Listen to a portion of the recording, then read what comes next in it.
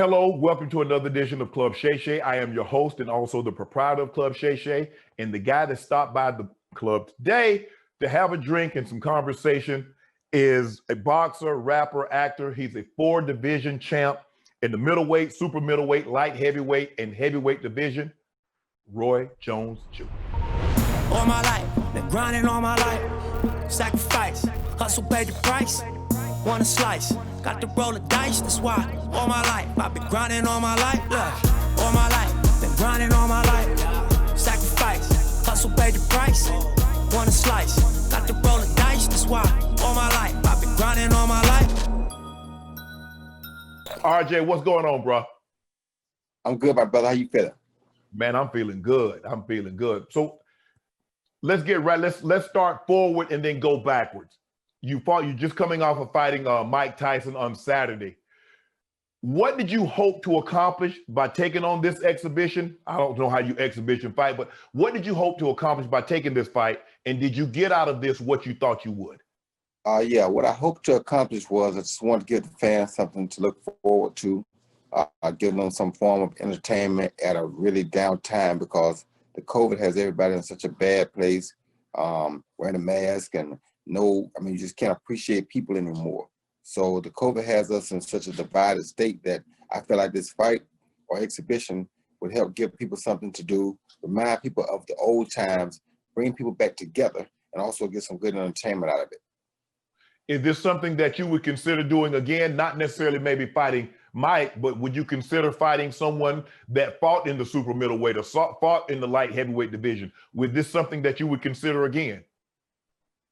I probably wouldn't consider much because I don't think many things could supersede the numbers we did for that one.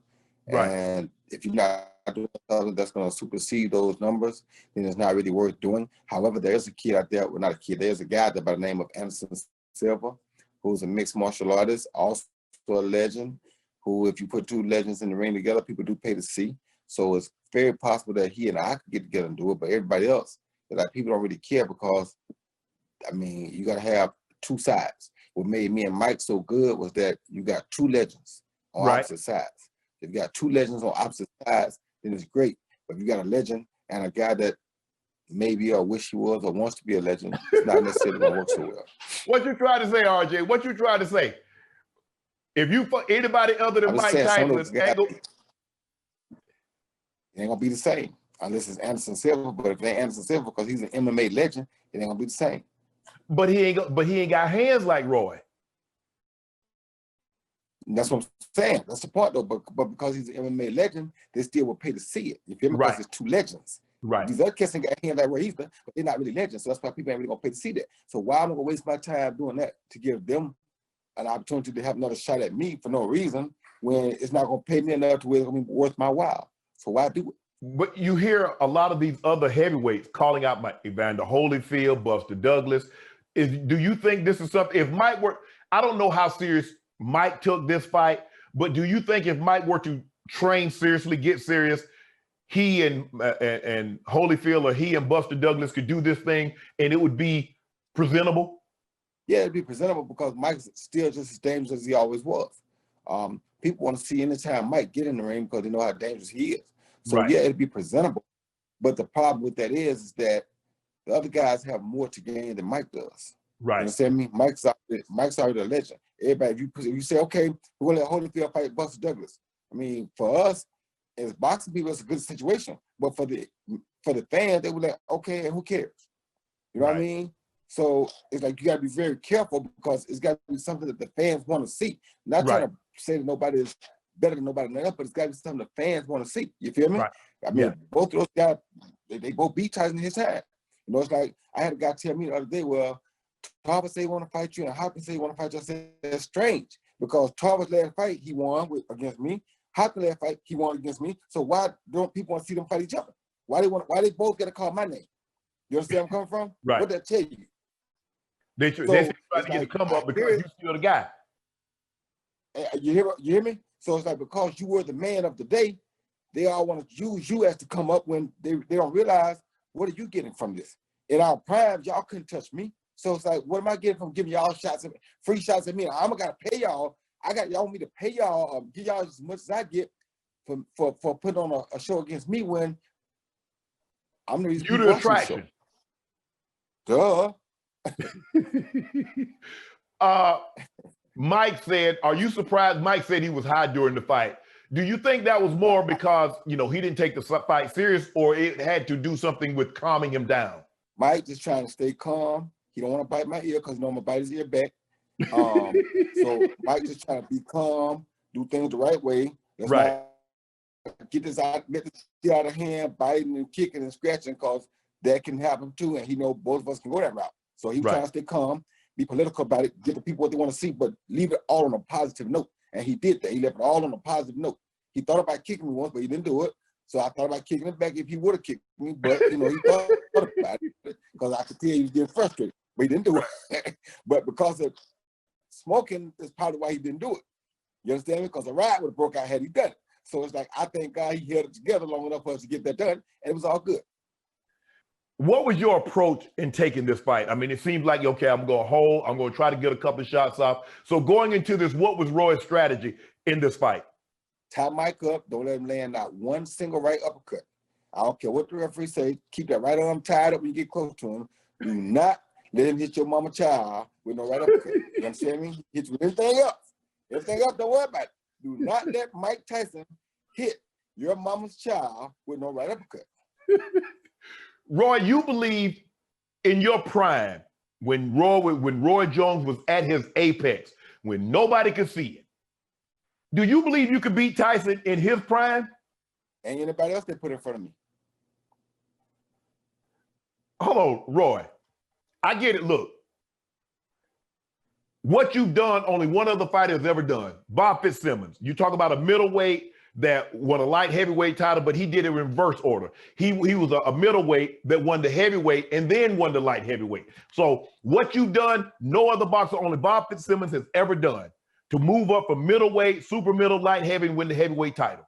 But Roy, in his prime, you think you could have taken Tyson? In my prime, the question would have been, can Tyson deal with me? Hold on, Roy. Look, Roy, look, you know, Roy, I love you. You were my dog, Roy. You were my dog, and you had hands, you had speed that was unbelievable. You was very unorthodox.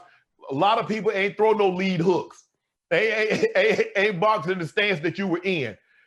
Tyson, you understand he was the most feared, he might have been the most feared man in the history of the boxing community. And Roy Jones at 168, so what weight do you think you need to be at in order to fight Tyson? When I asked for him, I meant what I asked for. I was 200 pounds. Right. And I wanted him right then when I was at the apex of my career, because I still was reaching for things. Because you got to remember, I'm the first guy and the only guy, Bob Fitzsimmons didn't do this. I'm the only guy to turn professional as a junior middleweight, which is 154 pounds. Correct. And capture the heavyweight title. Bob Fitzsimmons didn't do that, he turned pro as middleweight. But with that being said, when I won the heavyweight title, I still was on the go because I had to come back and recapture the light heavyweight title, or I didn't do what Bob Fitzsimmons did. See, I did the opposite. I won the middleweight, super middleweight, which wasn't around when Bob Fitzsimmons was around. Correct. Light heavyweight, then I won the heavyweight, but then I went back and recaptured the light heavyweight title because I felt like that's what Bob Fitzsimmons did. So that being said, when I won the heavyweight title, I still was on the up climb, trying to grab things because I wanted to do exactly what he did, but add something to it. So had I fought Mike Tyson in 2003, after I won the heavyweight title, I don't see no way in the world he would have beat me. You couldn't even hit me back then. My legs still were good. I hadn't lost the 25 pounds of muscle yet. My body hadn't started deteriorating on me yet. You couldn't touch me. You fought Ruiz. I think you weighed, what, 193, 195? Yep. And 193. 193. So do you think that was the beginning of Roy starting to not be Roy Jones, because you went up to 195 and then you had to come back down and you had to shedding that weight? And I had to cut the muscle. That's when it began. That's when the demise began. Because I cut muscle. I cut 25 pounds of muscle off. Not just regular weight, muscle. My body never did nothing like that before. Ideally, all the money fights were probably at what, 168? There was Tarver and Hopkins. There was really no money. There's really never been any money in the light heavyweight division, unless you're talking about now. So you had to go back down to get the paydays because the only heavyweight you wanted to fight was Tyson. Only who I wanted to fight was Mike Tyson. And like I said, I was under the impression that Bob Fitzsimmons won the middleweight, light heavyweight, correct, heavyweight, and recaptured the light heavyweight title. So if I won all that, I had to go back and recapture the light heavyweight title, or I didn't do what Bob Fitzsimmons did. Right. Understand? That's what my impression wasn't all about. Wasn't even about the big money fights. The big money fight was why I would have fought Mike Tyson. I said I only heavyweight I'll fight is Mike Tyson. Why? Because it's a big money fight and it requires me to stay here longer. Meanwhile, if that don't happen, I got to go back and shed the weight and go reclaim the light heavyweight title, or I can't say I did what Bob Fitzsimmons did. On the undercard, Nate Robinson fought Jake Paul. What was Nate's mistake? And if you were advising him, if you were training Nate, how would you prepare him? Says, okay, if he wants a rematch, how would you prepare Nate to take that fight and to win? First of all, it's not a fight that Nate should even take because Nate is about 5'9", 5'10", 181 pounds, basically soaking wet. Jake Paul was a pull down 189 pounds. I mean, he may have came from 210 to 189. You understand me? So one guy knows how to pull weight and how to play the weight game. The other guy has no clue of it. So you're already smaller than him. Then he's a pull down. It's like people say, they looked at me and Mike and say, oh, y'all about the same size. No, we're not. You see Mike's head? Mike is capable of toting way more weight than I ever could think about toting. Right. Mike can carry way more weight than I ever could dream of carrying. You feel me? Mike said he lost 100 pounds. That means he was 320 something. And he down to 220 something. Right. So he's a much bigger figure than I am. Same with with Jake Paul and Nate. Nate is way too small to be in a boxing ring with a pull down. Jake Paul, it just did. When I saw him at the weigh-in, I said, oh gosh. I told my wife, this is not going to be pretty. She said, why? I said, he's too small. It just ain't fair. He's too small. You don't know what he up against, but he's too small. And plus, you have to look at it though. Also, RJ, is that 181? That's a bumped up 181. Nate probably should be walking around at probably 170. That's my point. And he's fighting a guy that's pulled down 210 to 189. This is just you just took yourself out the game. So in other words, besides fighting a man much too big for him, he didn't have the proper tools. See, explain to a layperson, Roy, explain the mistakes that Nate made inside the ring. Forget the fact that he shouldn't have been in there to begin with, but what were some of the mistakes that he made that caused him to get knocked? One mistake is you don't get hit and get angry and take off running and rushing the guy just throwing punches because that guy's already set knowing that you're coming because you're angry and he's going to wait and time you, and that's kind of what happened. So he made a few boxing mistakes that because he's inexperienced in boxing that a normal boxer would make. If a guy hits you and hurts you, yeah, you take A-cap, but you don't run back in. You move around for a little while, get your head back together. Or you box smart and make him think you're okay when you know you're not, but you be smart and stay away from contact for a little while till you get all the way back together. Then you engage and get contact again. He engaged right away, and you can't do that. See, for me, Nate treated this like a street fight. Like you said, he tried to rush in. And maybe in a street fight, he can beat Jake because you can scoop him. But in a boxing match, you can only throw these things here. Mm-hmm. And so now he's rushing in with his hands down. That's the first rule. Street fight, no matter the fight, keep your hands up. That's the last thing the referee tell you. Keep your hands up, protect yourself at all times. Protect yourself at all times. Yep. Man. He didn't do that. He lost it. He kind of got emotional and just ran in there. Teddy Atlas was upset at the California Boxing Commission, said they should not even sanction this fight. Do you think if they did sanction it, you think they should have had a headgear? Well, no, that would not have made a difference. No, it wouldn't. So you think Nate should just give this up? Let this boxing ain't his thing? No, Nate don't have to give it up. What you got to do is you got to get in the gym and get some real training, first of all. Okay. Secondly, you got to start fighting in your weight class because that's why they have weight classes. You must get into your own weight class. You can't be fighting guys 10 to 20 pounds heavier than you, especially when they have also more experience than you. Can you imagine me fighting a guy that's 10 pounds lighter than me and don't have the experience to box? I mean, it's just wrong. So it's like you fought a guy that was not only really more than 10 pounds heavier. On the scale, he was 10 pounds heavier than you. On the scale, Mike was 10 pounds heavier than me. But if you look at it, I pushed my bet to the corner like the coach told me to do. Mike picked me up like a feather and just set me down in the same corner. I'm like, whoa. You understand me? Because he's 10 pounds heavier than me on the scale, but he's used to carrying much more weight than I am. Right. So his 10 pounds is more like 30 pounds. Right. I know you remember this. You remember Too Tall Jones, who the great defensive lineman for the Dallas Cowboys, thought he could this guy was 5'8", and this dude carried Too Tall Jones. And I tried to explain to people, I say the mistake some great athletes make is that they think because they're great in one sport, they can just pick up and do another sport. It's not that simple, Roy. Not at all, brother. People don't understand. It's different muscle memory. It's different technique. It's different. Everything is different. I mean, we're all great athletes and we can do the other sport, but you can't compete at an elite level in every other sport like that. Right. Only 1 or 2 people could do that. You understand me? 1 or 2. And that's far and few in between. 1 or 2 people could really do that like that. But here's the thing, Roy. You've been fighting. How old were you started when your dad gave you gloves and how old were you? 8, 9? 10. You were 10 years of age. Okay, so from 10, you're building up those reflexes. You're building up those instincts. You know how to pivot. You know how to turn. You know how to block punches. You know how to make punches miss. You know how to walk guys into punches. What makes somebody think that in their mid-30s, they can just pick this up and say, oh, yeah, I can go do that? At a competitive level, I can understand hitting the mitts in the gym. Because they hang around people who don't understand the everyday reality of boxing. They hang around people who think all you got to do is get in shape and learn how to punch and you can fight. That's not true. There's a lot more that goes into boxing than most people realize. And the problem with it, Shannon, the problem with it, brother, is that there's a lot of people that actually box that don't understand boxing. So you know those people that don't have nothing to do with boxing that are going to get confused. And see, the thing is, you watch somebody and they hitting the mitts and they throwing the mitts into your hands and they swear, oh boy, got hands. Oh boy, got hands like that. But killer.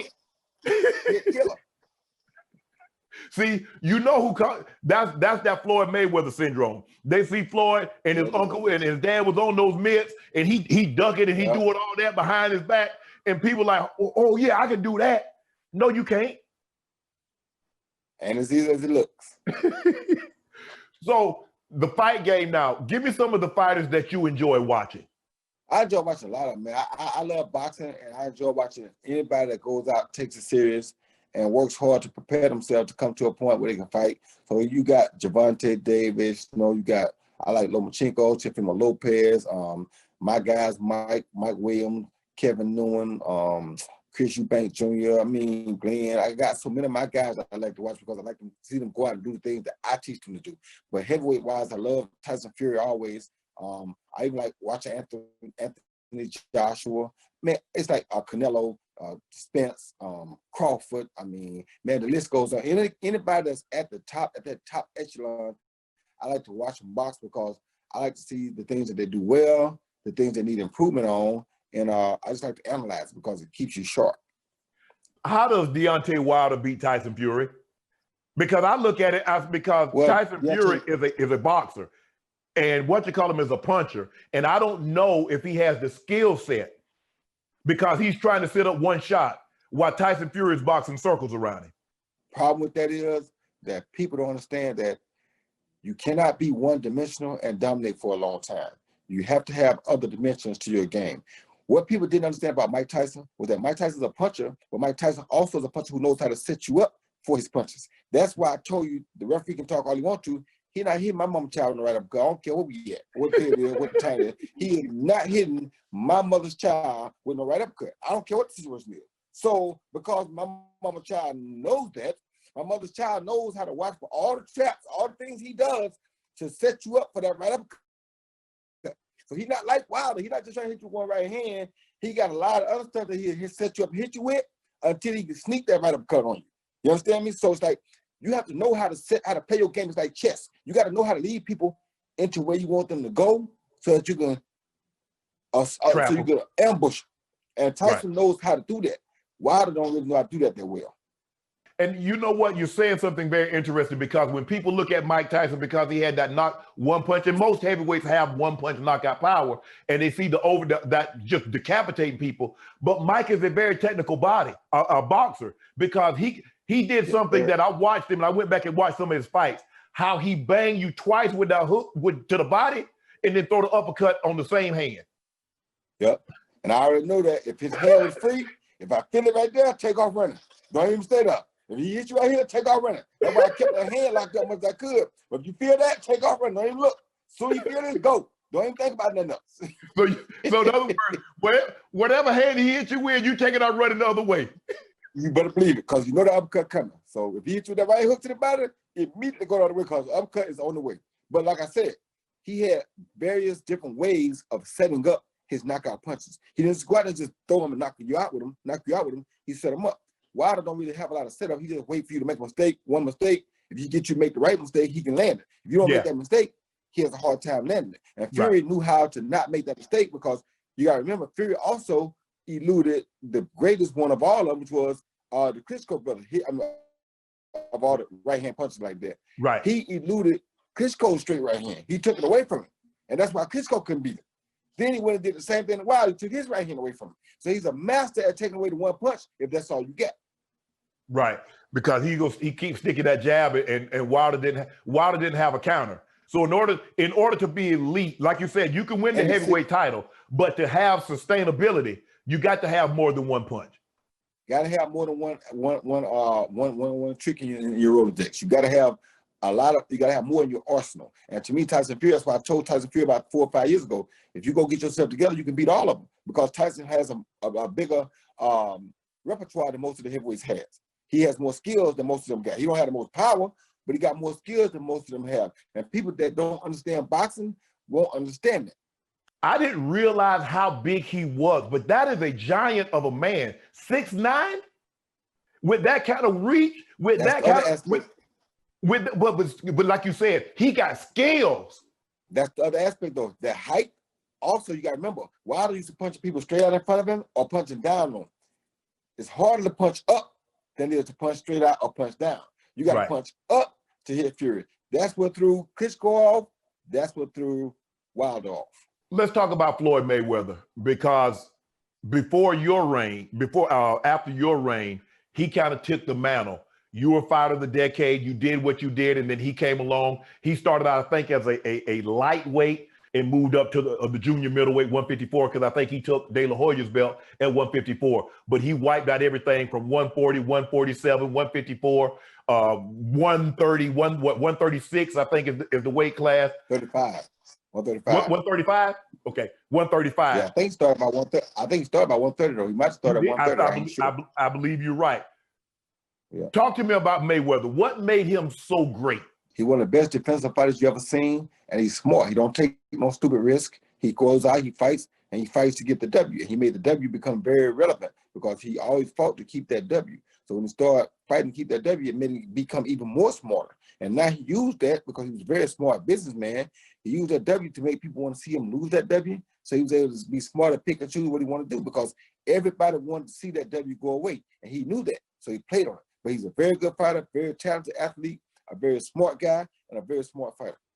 People said, well, he can't punch, he don't got power. And my response to them, I said, well, why don't people just run in on him? If he ain't got no power, ain't nobody trying to run in on him.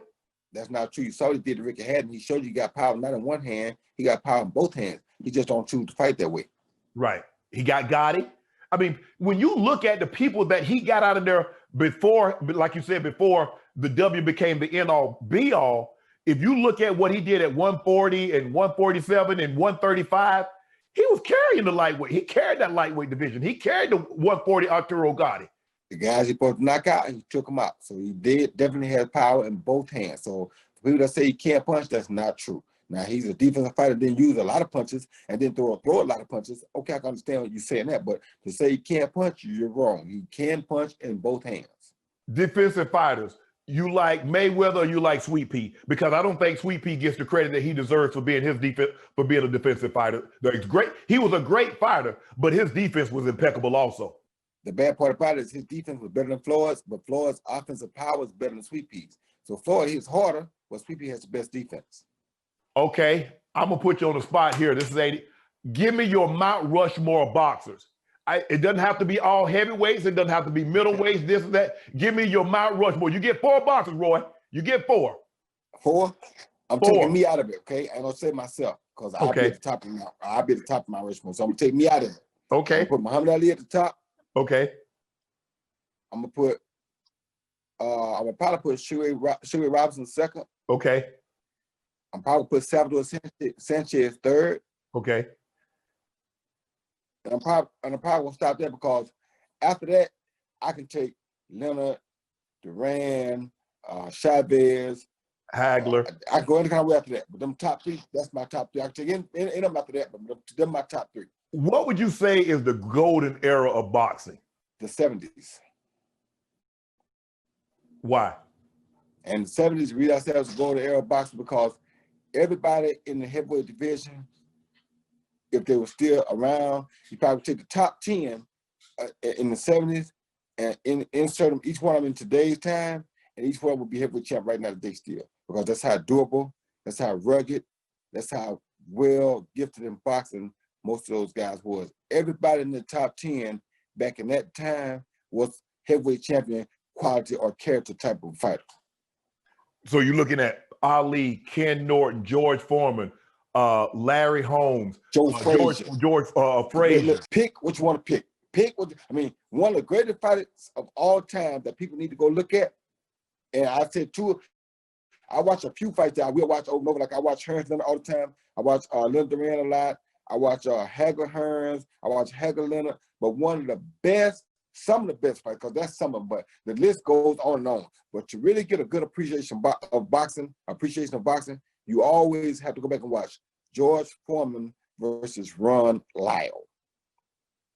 One of the best heavyweight fights ever. Then, one of the heavyweight fights that also touched me a lot as an older kid, as I was growing up in boxing, I became a Larry Holmes fan after watching Larry Holmes fight Ken Norton, because I know how hard of a time Ken Norton gave Ali every time he seen it. Every time. For Larry Holmes to come and deal with that same thing and overcome it was really exceptional to me, and it made me become a Larry Holmes fan. Larry Holmes was shooting that jab. Larry Holmes didn't use that jab as a rangefinder. He was using it to do some damage. There. And that right uppercut. So there's a lot of fighters. I mean, there's really no American fighters. And people ask, well, where are the American heavyweights? They're playing defensive end or they're playing basketball in the NBA. That's where they are. But you look at the lighter division. You look at Bud Crawford. You look at Errol Spence Jr. You got some young fighters. You want to see the Earl. Obviously, Spence fights Garcia, but do you want to see the Errol Spence Bud Crawford fight? I've been begging for the fight, begging for it. And the problem, like I said, I understand with the two promoters and how that goes, but it's like, for me, man, it's like the difference was, everybody is entitled to run it the way they want to run it. I learned from Ali and the other old timers. The way you played the game was, you played King of the Hill. King of the Hill means you go to the top and you fight whatever come up the hill. You got to defend against anything that come up the hill because you are the king of the hill. When you get up to the hill and start saying, no, I'm going to fight that one, I'm going to fight that one, that's really not king of the hill no more. But I understand. So different people did different things for different reasons. I didn't fight for money. I fought for greatness and for a legacy because I wanted to be king of the hill. You understand me? So I took it differently than some other people may take it. Other people fought for different business reasons. So they didn't do it the way I did it because they were looking for ways to maximize their cash budget. So everybody got the right to do it how they want to do it. So you can't get mad at them for doing it the way they want to do it. When their time comes, they're supposed to do it their way. My time, though, I only knew from what the old times had taught me, and I thought I was supposed to play king of the hill. That's what I did. And that's what the problem is now. They can sit there and have two guys that everybody thinks are the best in their division, but they can still play left side or right side. One stay over there, one stay over there. No. That's not how that go. We need to see. They don't stop at the AFC Championship and NFC Championship and say, okay, we got No. We got a Super Bowl. We got to go to the Super Bowl and figure out which one of these champions is the best, right? Right. So do you believe they got too many belts now? No, it ain't about too many belts. You can have all that. You can have too many belts. It don't matter. Long as when the time come and they come a top guy over here and a top guy over here, they must come have a Super Bowl. We must see the Super Bowl. We can't just stay there with an AFC champ and NFC champ every year. That's too many champs. We got to bring all that to the middle at some point. But here's the thing though, Roy. If I can, I might can fight you and make 20 million. But if I can just stay over here and make 10 million and fight people I know that I know I can beat, why would I risk it? That's what the problem is in boxing. And that makes sense if you're in it for the money. But see, me, I can't sleep at night knowing there's another team over there undefeated and I ain't went to see them yet. I can't, that's just who I am though. I can't sleep like that. I need to go see. You understand me? If you that bad, I need to see. You got to show me you that bad. I can't sleep. I don't care about the money. I can't sleep knowing that there's an equal but opposite out there. I got to see him. I'm going to ask you to construct the boxer, and I'm going to give you some characteristics, and you tell me the boxer you want to pull this from. Hand speed. Sugar Ray Leonard. Knockout power. Tommy Hearns. Athleticism. Roy Jones Jr. Quickness. Gary Russell Jr. Reflexes. Muhammad Ali. Size. Muhammad Ali. Boxing IQ. Luis Sanchez. Defense. Wilfred Benitez. Discipline. Marvin Hagler. Accuracy in which he landed his punches. Julio Cesar Chavez. Wow. Roy, you grew up in Pensacola, and I don't know if a whole lot of people know this, but there are a lot of great athletes that came out of Pensacola. Very good friend of yours and mine, Derek Brooks. Emmett Smith is from Pensacola. You went to school, if I'm not mistaken, with an ex-teammate of mine, friend of mine, Reggie Johnson. What is it about Pensacola? Yes, the water. The water is there's something in the water, or y'all swimming in the water? It's got to be something in the water. I mean, you got to think about it. You got arguably one of the greatest pound-for-pound boxers of all time. Yep. You got an NFL leading rusher. You got one of the best linebackers of all time. You got this one of the fastest runners in the world, Justin Gatlin. I mean, come on, bro. Speed just everywhere. I mean, fastest hands, fastest feet. I mean, what else could it be? From the time your daddy gave you those gloves when you were 10 years old, is that the only thing that you ever wanted to be? Did you ever want to play, say, I want to be a football player. I want to be a basketball player. Well, I'm going to tell you a story. I did play basketball, and I did like basketball, and I did want to be a basketball player as well, but boxing was my heart. And I'm going to tell you why boxing was my heart. I played football first, right? Right. And I got to where I played quarterback. And when I played quarterback, we had 3 plays because we had a small team. We didn't have a lot of players. So we had 3 plays, 3 real plays that was going to work. The rest of the plays, everybody wasn't going to really do it right, and people were afraid to really run the ball. Quarterback roll out left, quarterback roll out right, and quarterback sneak. And I was the quarterback. And you said that's too much hitting on me. Though, exactly. But what would happen though is guys would get a good lick on me, and then they had big enough teams that they didn't have to play both sides. Our team was so small, we had to play both sides. We had to play offense and defense. Right. So some of these guys would play defense, but they wouldn't play offense. So I would get pissed off because you play defense, you hit with a good lick. Well, my time to play defense, you over on the side of the coach. I'm like, no, go put him back out. What are you doing? I want to get my get back. Behind me. I need that back.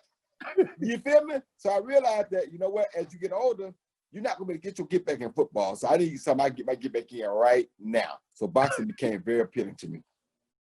So you grow up through you go up through the ranks and you go to the '88 Olympics. And I remember it in Seoul. I was in college. As a matter of fact, I was a junior in college, and I remember it. It seems like yesterday. And you doing your thing.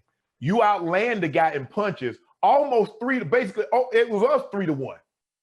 Outlanded 3-1. And you're standing in the ring, and you just know you won this fight. Like, I'm about to be the gold medal. I'm about to be Sugar Ray Leonard. I'm about to be Muhammad Ali. I'm about to be all these greats. I'm gonna be an American hero. And when you hear them call his name, what was the first thing that goes through your mind? I was sick. I said, this may not be the sport for me, because anytime you can run a race and finish first and you still get second, something wrong with that sport. You understand me? So I immediately was like, you know what? Maybe boxing ain't for me. Did you have a conversation with the guy that you beat, they ended up, because it wasn't Korea. He was Korean. Did you have a conversation? Told the interpreter, I said, ma'am, do me one favor. She said, yeah. I said, ask him, does he think he won? And she didn't know it, but if he would have said, yeah, I was going to get on that head again, right? But she asked him, he said, no, I know I didn't win. He asked me, he said, no, I know I didn't win. And he shook my hand. So after that, I couldn't do that because I really was ready to get on his head. But when he said no, what was I to do? It ain't his fault. He didn't judge the fight. And now he telling me he know he didn't win. I can't get mad at the man because he told the truth. But had he not told the truth, it was going to be some teeth missing. So you filed a protest. With the protest, did you think, like, you know what? They're going to go back and look at these scorecards. They're going to look at all these points I accumulated. They're going to look at what he didn't do. Oh, they're going to make this right. They'll make it right, and I'm going to be okay. Even though I didn't get my arm raised in the ring at the time, I'm still going to be able to hear the anthem played, and I'm still going to be a champ like Sugar Ray, Ali, Frazier, and some Mark Breland, some of the other greats. No, I never thought that. Once they announced the decision, that was it. It was done for me. So after that, I went and I think the United States Olympic Committee filed a petition, but I never did anything because I took it as what it was, and that was that. And I felt like, first, I felt like it was miserable for me. I should quit boxing and just let it go. But then when I got home, I realized that it could have been a blessing in disguise because what was funny was that when I got to the airport, nobody was looking for the guys that won the gold medal. They were looking for the guys that got cheated and got the silver medal. And that blew my mind. So it showed me right away how quickly God can take your worst nightmare and turn it to the biggest blessing of all time for you. Because in my worst time, when I thought I was at the lowest point of my life, I was sacrificed 9 years and got robbed of a gold medal. And I thought that was it for me. I was more famous than anybody else on that Olympic team, even the guys that won the gold medal. And that was God showing me that you stick with God, keep faith in God, he can take the worst and turn to the best for you. Roy, you won the Golden Gloves in 1986 at 138 pounds. And then the next year you win at 156. How you put on 18 pounds of muscle in a year? Well, I won at 139, but when I won at 139, I probably should have been fighting 147 because I was coming from 152 making 139. Okay. So when I finally move up, and no sense stopping at 147, I'm already coming from 156 making 139.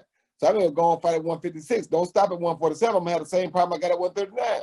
I gotta lose 6 less pounds, but it's the same thing. 9 less pounds, whatever. It was 8 less pounds. I had to lose 8 less pounds, but I still gotta lose almost 20 pounds. So why not just going out with 156? So I went all back at 156. So that was your natural. So at that point in time, you just basically walking around, you just training. They ain't got to drop no weight, got to cut no water, got to do nothing. No, that ain't true. I still had to cut weight to make that.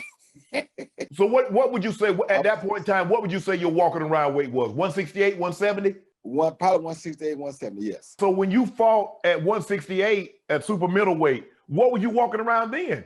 190, 185, 180? 170, 180. My daddy made me go down to 147 for the Eastern Olympic Trials in '88, right? Right. I fought the first night. I made 147 and fought the first night. I went after the fight, and got on scale. Guess what I weighed? 157. 165. What? You rehydrated? I got all the way back, and I got all the way back down to 140.5 that next morning. Wow. So you was like, you know what? I ain't finna be cutting. I'm not finna be cutting 25, 30 pounds. It ain't gonna work because I do this every night. I said I won't have no energy to fight in the Olympics with, so I can't do this. This is too. I can't make it because if you went from 147 to 165 after you fought, that means I was 140. I was 168 when I fought. Right. So you had basically you rehydrated and put on 20 pounds. Of course. Wow. What was it like sparring with Sugar Ray? Man, that was one of the greatest times of my life, one of the greatest adventures of my life. And it was like, you coming up fighting against your idol, or you sparring with your idol, and you want to see what he got, but you want to see what you got too. So I was doing pretty good. Then he got tired of me kind of doing my fast work. and he set me up and landed a good hook. Bam! I said, okay, that's a good shot. But that's all he was able to really set me up with. The rest of the time, I was pretty much in control. So I was happy because I felt like through it all, he was able to set me up with one good shot. The rest of the time, I was in the better shot. So I felt really good about myself. So at that moment, did you know, say, you know what, hold on. I'm sparring with Sugar Ray. I'm getting my licks in. I'm getting my shots off. He caught me with one, but I feel I'm getting the better of this. Is that when you knew you was gonna be a world champ? No, I knew it already before that, but at that point, that kind of solidified it. Your boxing career, what would you have done differently? The only thing I would have done different with my boxing career is after I won the heavyweight title, I would have came down when I beat Tar the first time. I would have stopped for at least a year or two to let my body recuperate and get myself back together, because that was the only mistake I made by not staying out of boxing, because I was always the guy that my own self came back to hunt me, because if you want to fight, I'm going to fight. That's just who I always was. I don't duck and dodge nothing. You know, people say, well, you do it. I don't care. That don't mean nothing to me. Nothing scares me. I'll fight anybody anytime. I never cared. So that's what came back to hurt me, though, because I didn't realize the effect that 25 pounds of muscle was going to have on my body. And that's the one thing I would have did differently. Because if you look at it, up until that point, Roy, it wasn't even close. The one loss you had was a disqualification on Montel Griffin, and then you came back and just carried it. They couldn't touch me. I came back and demolished him. You did. You did. One round. First round, second round? I mean, it didn't go long. First round. We fought the last round. And I told him the night before the press conference, I said, all I'm about to do is go out and refight round 9. And that's what I did. So the Ruiz fight, you 193. And you're going to go back and you're going to go back down to 168. So you got to lose the 20 pounds because you look solid. I mean, your body looked like you're naturally 195, 200-pound man. So you look like I'm like, damn, Roy carried that like he's been that.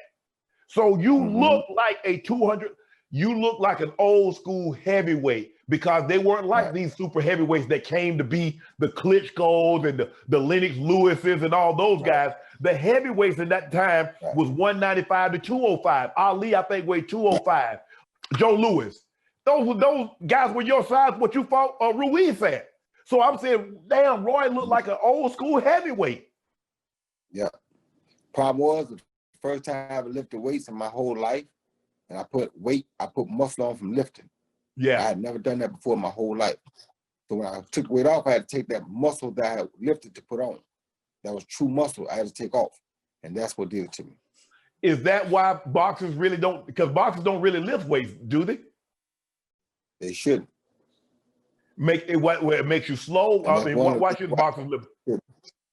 Look, goes down, contraction muscles cause a little bit more bulkiness, and boxing needs to be able to reach. You need a long reach to be a good boxer. Most boxers want to hit on the end so that they don't have to put their face in harm's way.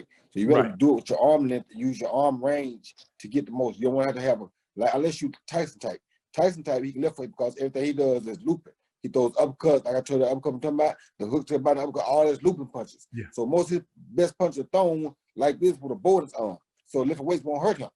But a guy that's tall, he ain't extended on anything. Everything is here. Fast. Exactly. He doesn't extend. But most people that are long range guys, they need to be able to extend. And weightlifting doesn't give you that same advantage. So if you take a year off or a year and a half, let's say you take 16, 18 months off to go back down to 168 an easy way, you think Tarver beat you? Hell no. Tarver, nobody else. At 75, no. Hell no. I beat him when I ain't had no energy. I beat him when I was really a dead man walking. I beat him. Come on, bro. I mean, imagine I beat this man. I lost 25 pounds. I ain't got energy to eat, and I beat you. And you think you gonna whoop me if I was in my regular feeling? No, come on, bro. No, but you know, it's what it is. I don't argue about it, but no, they couldn't tell you. I listen. The difference in me and Floyd back then, when people said about how great we were in our prime and our eras, I didn't lose rounds. When I won the whole fight. No, I ain't probably lose a round until I fought Montel Griffin the first time. Yeah. And that's because I chose, because I knew he was a counterpuncher. I knew he was a counterpuncher and I was a counterpuncher, so I just had to outweight him. I had to wait him, let him get tired, give him a few rounds here so he keep working to weigh him down. Then the song I came out to on the first fight was "Patience is the Virtue." Why? Because we're two counterpunchers. We're looking in the mirror of one another. So you just got to let him wear himself down. Once he wears himself down, then you take him out. And that's what was supposed to happen. But since they disqualified me, I said, you know what? I'm going to do it the way I know I can do it then. I just walked through and get it. And that's what I did the second time. But the first time, because I wasn't the guy that want to go do that, I was the technician. My thing was work him. No, you're going to lose a few rounds because you got to make him work. So I'm going to lose a few rounds for a change. Why? Because I'm fighting another counterpuncher. Counterpunchers don't make for good fights. Right. Because somebody needs to be the aggressor. I got to push the issue. So I had to push the issue, which was going to give him a round or two because he's going to counter what I do when I be the aggressor. Right. But I'm going to wear him down, take him out there in the deep water, then I'm going to drown him. That's why he took the knee, which I didn't know what he was taking the knee. What he was doing because the referee didn't say stop. But that's why he took the knee. It wasn't because I hit him in hard. He was drowning from that pressure. He was in that deep water. I knew that. You understand me? I knew that. So, but the referee didn't say nothing, so I tapped him. The referee still didn't say, so I hit him again. Then he faked like he was out. I said, okay, if y'all want to play, let me show you what it looked like if I hit him for real. So second time I showed what it looked like if I hit him for real. Nothing against him. He did what he was supposed to do, but it's like, only reason, that was the only time I even know that I probably lost a round because I'm fighting another counterpuncher who is a great counterpuncher. He's a great counterpuncher. Then he got 2 wins over James Toney. Not many people got wins over James Toney. You got James Toney. You beat James Toney. I'm the master counterpuncher. I said he was a good counterpuncher. I said I'm the master counterpuncher. That's different. Of course I beat James, but that was different. You fought Bernard Hopkins in 1993 to win the middleweight title, and at the time, Hop was 22-1. What do you remember about that fight? That he was too slow. So you knew he couldn't beat you. I told him at the press conference. I said, listen, I seen you. I know you good. I've been watching you. Only problem you're gonna have is I'm too fast. That's the only problem you're gonna have. So you ain't never seen nobody with the speed I got. Now you can keep up with the speed I got, you got a chance. But I don't think you can do it. I told him this at the press conference. Nobody heard it because I said it only to him with his 2 big bodyguards there. I said it to them 3. I said, y'all ain't worried about y'all can't do nothing. But him, he got a problem because he can't deal with my speed. And that's what it was. And then you fought James Toney in 94, which turned out to be the fight of the year. And James Toney was crushing. See, people look at James Toney now and they laugh at everything, but James Toney can fight. James Toney, he used early in his career come in shape to be ready to fight. Best fight I ever fought to this day. As far as boxing skills, best I ever fought. He's the best, and Tyson is the strongest I ever fought. But to this day, James Toney, the best skill boxer I ever fought. And you beat him unanimously, 12 rounds. I mean, you just basically carried the whole fight. I mean, when you look back at your career, not only were you winning fight, you were dominating some of the greatest fighters. Bernard Hopkins is arguably the greatest middleweight, and you carried him. James Toney was if I'm not mistaken, a 2-division champ, and you carried him. Montel, Griffin, you carried him. Toney was pound for pound the baddest man on the scene at the time, inside and outside the ring. What was your strategy in fighting Toney? She had to box him because he fought behind the shoulder, make him keep turning, keep fighting behind that shoulder to make him have to keep turning. I know he was good if you stay right in front of him and had a good right hand. He knocked people out around 1, he knocked you out around 12 because he had a really good right hand. But that's if you stay right there in front of him. If you get around that shoulder, it was nothing he really could do. And that's what I did all night. So the shot that people remember with the James Toney is when you did the cockfighting move. You put your hands behind your back and you were squatting. And you was almost trying to walk him into a punch. I put him to the side like a chicken hold his feathers out. I did like this, and he copped it. So I did it again because I knew he'd cop it. Then I caught with the hook off of it. I mean, that's the thing, Roy. I mean, when people look at your fights and they talk about it, there's like what he did probably no other boxer can do because it was so unorthodox. But I studied animals like the cock, like the fighting roosters. I studied things that God put it in them naturally. God put it in a fighting rooster to fight naturally. So you study those things, you got to be good because that came directly from God to those animals. Nobody developed them animals. Nobody taught those animals how to do that. They developed that, they got that directly from God. So what better to learn from than something that got it directly from our creator? You understand me? So I would watch them always because I wanted to learn different things that they did, learn techniques, learn moves. And what had happened was I was at a point in that James Toney fight where everything I had tried, he had neutralized. Nobody had really taken over. So it was a point in the fight where somebody now had to take over. So I said, you know what? Let me use my rooster move and see what it helped. So I did it, and he did it. I said, oh, I got it now. I did it again, and he did it, and I caught him. And that shifted the momentum to my favor, and I kept it all night. So that gave you the confidence. Once you caught him with that move, that gave you the confidence to like move in and like assert yourself even more. No, I had the confidence already. I just knew that was a point where momentum, somebody had to take the momentum. Okay. Now, I have football games have momentum swings. Yes. At that point, somebody had to take the momentum. That gave me the momentum to continue doing what I did, but to do it on a high level now. And in 1995, you became the first boxer in Compubox history to go around and not have a fighter land a single punch on you. Benny Pazienza, a good, reputable fighter who may go down in the Hall of Fame himself one day, right? Right. Roy Jones Jr., the first fighter in Compubox history to go a complete round without getting a punch landed on him, fighting a very well-known opponent. And y'all ask me who the best defensive fighter is again? Don't even talk about it. Did boxing at that point in time seem easy to you? Boxing was easy to me because I was in shape. I was always ready. I had no knee ailments. I hadn't lost that kind of weight yet. It was like walking around. That's what I do. And I was simply the best. That's why I did win a whole first person. Never go a whole round without getting hit. And they say, oh, he wasn't a good defensive fighter. Well, how the hell you go a whole 3 minutes without getting touched? Are you not a good defensive fighter? Well, what you are is what they call pound for pound the best. Because your offense is impeccable, your defense is impeccable, your speed is impeccable, your power is impeccable, your footwork, everything's impeccable. That's what makes you pound for pound the best. That's in your prime. You were fighter of the decade, and there was some, you know, not a whole lot of fighters can say they were the fighter of a decade. Okay, you can be fighter of the year. You can have fighter of the year. But over a 10-year span, Roy Jones Jr. in the 90s was voted the best fighter of the decade of the 90s. And they were right. They got it right. Roy, hold on. How you gonna fight? You gotta fight at night, and then you go play you go play basketball. But buckets, that's what we do. You know what I mean? I mean, what I do is every day before training or either after training, I play basketball anyway. So I'm like, you know what? Dion and Barry played football and baseball the same day. So who would ever expect a boxer to go do another sport the same day? They tell you they ain't really want you walking around much the day before you fight. They're long going to spend energy playing basketball. Are you serious?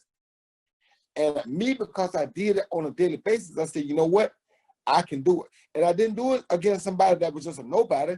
The guy I did it against went on to capture the WBC super middleweight title and held it for 3 years after that. So it wasn't like I did that against a bum. I did that against a top, high-class world champion type athlete. So in other words, what you're trying to tell me and what you're trying to tell my listeners, Roy, is that you made great fighters look average. That's what you're trying to tell me.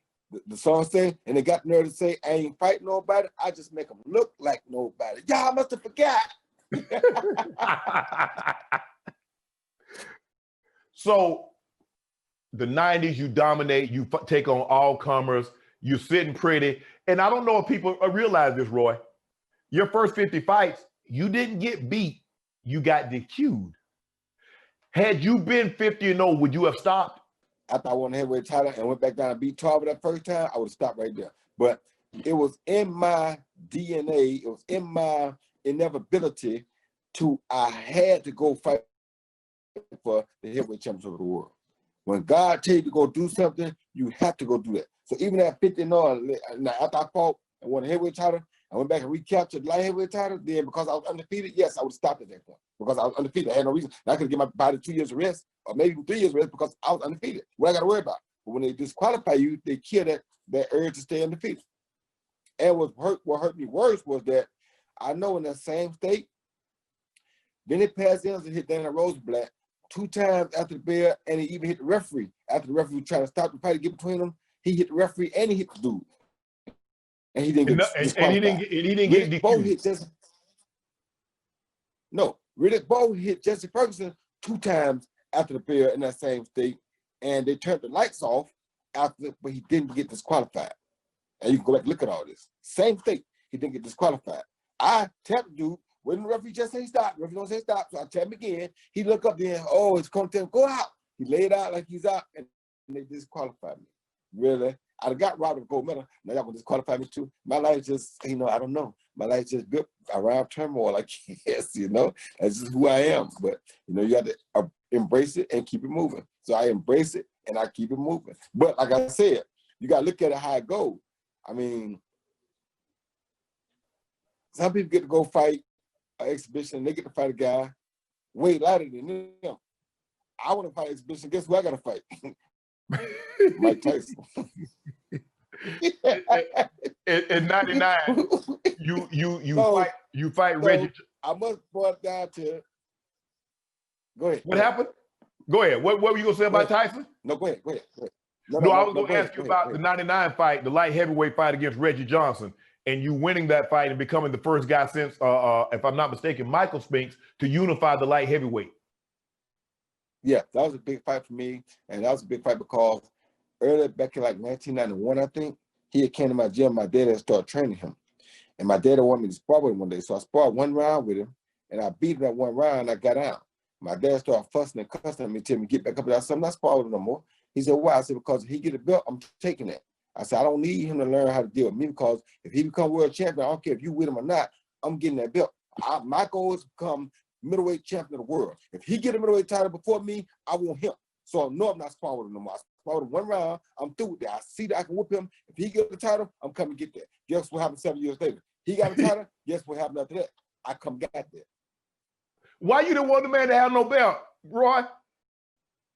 He can have a belt. What I'm saying is my daddy, who was training me, want to train him too. I don't know him like that. I wasn't raised up with him. So I'm not like these new dudes.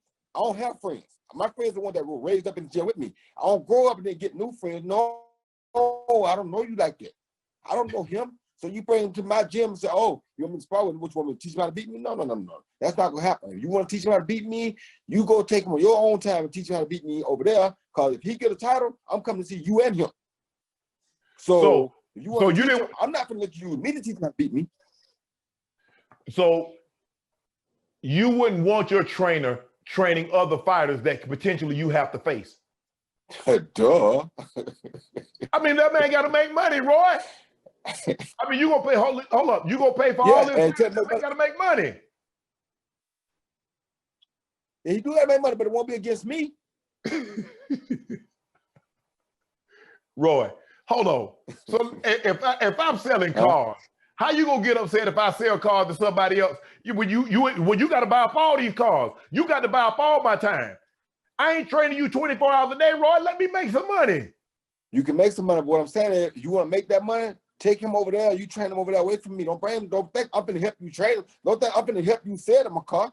That's not my job. You supposed to sell a car to me. You supposed to give me our deal when you sell him a car. I'm not gonna help you sell them no doggone car. That ain't how that go. I get it because that's your dad. You like, Dad, hold on. You must be out your mind. Think I'm a smart guy. You gonna train him? Nah, Dad, that ain't cool. Okay. Well, I ain't say. Listen though. Check it out. I didn't say that ain't cool. I said you can train him, but you're not gonna use me to help you train him because I gotta whip him. You getting him ready. You don't know that one day you and him might fall out. Then guess what you gonna be expecting? Oh, you gotta go beat him now. After you done taught him how to deal. No, that's not gonna happen. When I see him, I'm gonna see him on my own terms. So is that how you think? Is you thinking like, okay, so if anybody that was in your gym, you really never fought anybody that was in your gym? Well, I let my hand down one time. I take that back. I let Luther Bell come and spar me for a few times because I never thought I'd end up fighting him. He ended up going out winning a world championship and ended up fighting me. And he was the first guy to knock me down. But it was the same reason why I don't spar with guys that I'm gonna fight because they'll learn how to deal with you. And so he learned from all the sparring how to deal with me. So he was able to knock me down. I got him, just kept beating the hell out of him, but still, he was able to knock me down because of all the rounds he spent sparring with me. He learned how, he learned everything. It made him better. He didn't make me better. I made him better because I was better than him when we started. So I already knew that about Reggie Johnson, but Reggie Johnson ranked ahead of me already. You understand me? So I'm like, no, I'm not going to teach him how to deal with me. And he already ranked ahead of me. No. The John Ruiz fight. What made you so convinced that you could move up from a light heavyweight to a heavyweight and win a title? Well, when God sent me on a mission, I got to go on that mission. I don't care what it is. So when I had to me, it was like I had a premonition that I should go fight for the heavyweight championship of the world. I felt like that was God talking to me. So I immediately got up the next day, called, set up me with Evander Holyfield and his lawyer, Jim Thomas. I flew to Atlanta and asked him to fight me. Holyfield said, no, I got too much to gain, too much to lose and not enough to gain to fight you, so I'm not going to do it. I said, if you feel like that, all right. I left and flew back to my training camp. Well, lo and behold, his next fight, he lost to John Ruiz. To this day, I don't know how John Ruiz knew that I wanted to fight for the world title, but after he won, he said, hey, and guess what? I'll fight Roy Jones Jr. You'll do what? You'll fight me? Oh, let's go. So it's basically you wanted to fight Holyfield. Holyfield lose to John Ruiz. John Ruiz called you out. You had no, so in other words, you wanted to fight Holyfield. You didn't want to fight John Ruiz until he called you out. Now I wanted to fight the heavyweight champ. I didn't care who it was. At the time when I thought about making it happen, Holyfield had the title. So I went and asked him. He said no. But John Ruiz beat him and he took the title. Then he said, oh yeah, I'll fight Roy Jones Jr. I said, yes. Hold on. So why were you so convinced that you could beat a heavyweight champion? Once again, in my prime, before losing that weight, I was convinced I could beat anybody put on the planet. Like you just asked about, did I think I could have beat Mike in my prime? What? If they put him in front of me, they was going down. I don't know how, but it was going down. The way I thought of boxing was I had enough to take any car on the lot apart. I didn't care what kind of car, how big, what size engine. If you put it in my shop, I'm gonna take it apart. And that ring was my shop. So in all the divisions that you fought in, what would you say was the toughest division that you fought in? It's hard to say because middleweight, it wasn't really a lot of opponents there. Super middleweight, it was a few, but not. Probably light heavyweight was a tough division for me because I had more opponents, more named opponents in the light heavyweight division. Mike McCallum, Lou Delval, Reggie Johnson, and I became undisputed champ in the light heavyweight division. But the thing about me was that when I became champ in this light heavyweight, I was trying to find every possible title in that weight division that I could get, I got. Only one I didn't get was the WBO because Darius Mikucheski was German, and he ain't German, I think so, but he lived in Germany, and he wouldn't come from Germany to fight me. If you offered him $5 million to come over here and fight me for my title, I had 7 belts. He had 1, and he wouldn't do it. They told me they want me to come to Germany. Now I got robbed in the Olympics in Seoul, Korea in 1988. Why, if I'm the man who beat James Toney, who was the man at the time, to become the man, now I got 7 belts in one division. Hey, one more out there, you got in Germany. I'm gonna take my 7 belts and go back overseas, knowing what happened to me in Seoul, Korea already, and give you an opportunity to, if you last 12 rounds with me, they will give you all 7 of my belts and your 1. Now you keep that 1, I'm gonna stay over here. Anytime you get ready to bring that 1 over here on top of these 7, you ready to come, you welcome to come on. But I'm not bringing my 7, and you know how I'm old school. I ain't finna bring my 7 over there to you, and you ain't got but 1. So if I put, I'm gonna have a boxing jamboree, and I'm gonna take Roy Jones Jr., I'm gonna take Marvin Hagler, I'm gonna take Tommy Hearns, I'm gonna take Bernard Hopkins, I'm gonna take Jermain Taylor, I'm gonna take Kelly Pavlik, I'm gonna take Roberto Duran and Julio Cesar Chavez. And I'm gonna say, okay, who gonna have the belts? 1 belt. Roy, that's a gauntlet. Roy, that's a gauntlet, Roy. That's a gauntlet. That's the belt. He probably have to fight Marvin to get them all, but he gonna have them all. So you believe rest of them too slow. Why doesn't Marvin Hagler get more credit?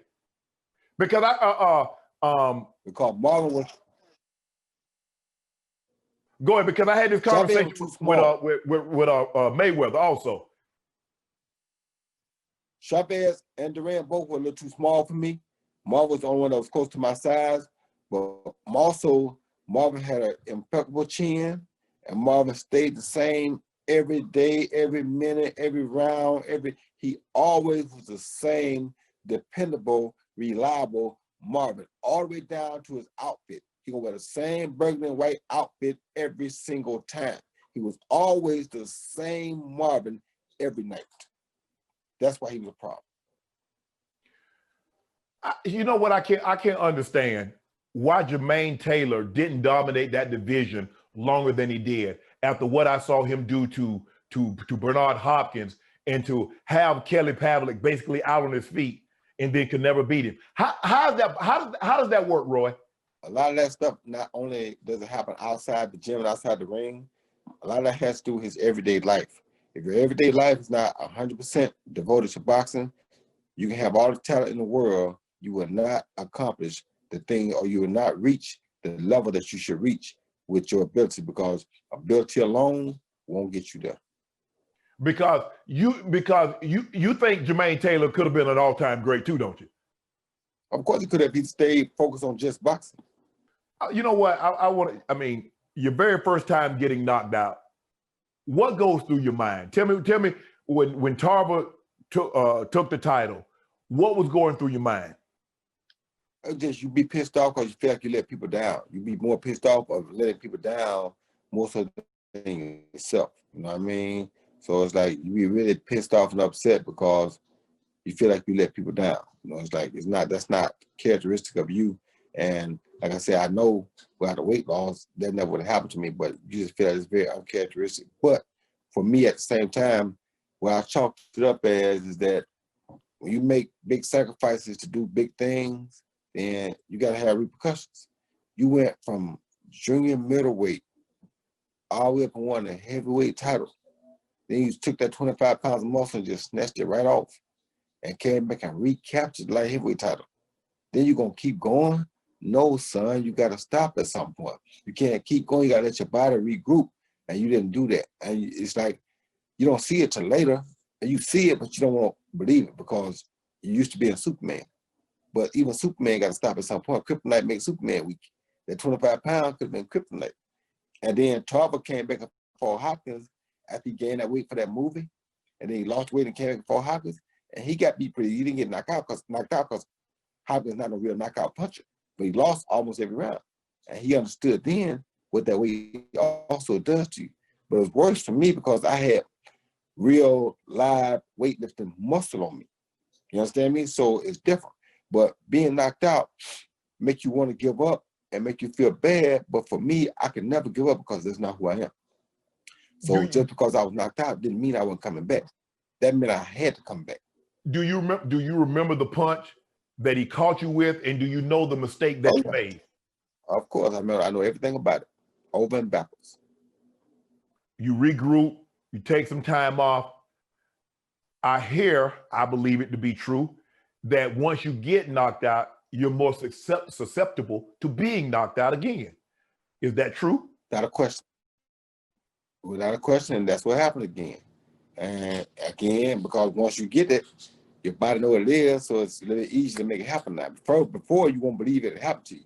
But once it happened to you, now it's not impossible for it to happen. So your mind plays tricks with you because now your mind knows, guess what? It can happen. So it's a little easier for it to happen again. And if you think about it, a perfect example is Tommy Hearns is one of the hardest punching dudes you would ever meet. But Sugar Ray, because he never got knocked out completely, took Tommy punch. Now Tommy knocked him down, but he never knocked him out. Tommy Hearns knocked out Roberto Duran. Cold. Don't nobody knock Roberto Duran out. Tommy knocked him cold. Ice cold. Yeah. But he hit Ray Leonard with the same right hand over and over and over again. But because Ray didn't believe he can go from it, Ray didn't go. So it's a lot about belief, you feel me? But with the 25 pounds of muscle, my body failed. You understand me? So it's like, and lost, with the 25 pounds of muscle lost, your body failed you. So now it's easy because now you know in your mind, hey, that can't happen because my body failed me once. Until your body failed you, you don't believe it. And like I said, it's like Sugar Ray Leonard. He took Tommy's right hand better than anybody because he didn't believe, well, except Hagler, but he didn't believe Tommy to knock him out. So after the Tarver fight, the second fight, do you believe you should have stopped then and said, you know what, this is a wrap. I've done everything. I've gotten belts. I had 7 belts at one time. I went from junior middleweight all the way up to heavyweight, and I cleaned out every division. I'm good. Did you think about it and say, you know what, I'm good, I'm done? I did, but after being knocked out, You just can't. It's like riding a motorcycle. You get knocked off that motorcycle, you got to get back up and get back on it, or you'll never ride a motorcycle again. And I don't like sitting around being afraid of nothing. So I had to go back. But that's okay though, Roy. You know that's what they got cars for. You ain't got to get back on the motorcycle. You got a car. You got a car. Yeah, but I had to get back on them because that's what I do. It's so known for. I ain't gonna be afraid to go back to where I made my name at. No way. Are you done competitively fighting? Yeah, I'm done competitive fighting now. Yes. So now you just gonna sit back and be a country boy, raise your chickens. And that's it. Laugh at these guys that they ask for me and keep it moving. Have you thought about becoming a trainer? I already am a trainer full time. Well, okay, so you in the same boat like Buddy McGirt. I mean, some of the great boxers became trainers. But what I don't know if anybody has ever been as great as you become a trainer. Why is it so hard for boxers? Because great players, it's hard for them to become great coaches. Normally, it's the fringe players.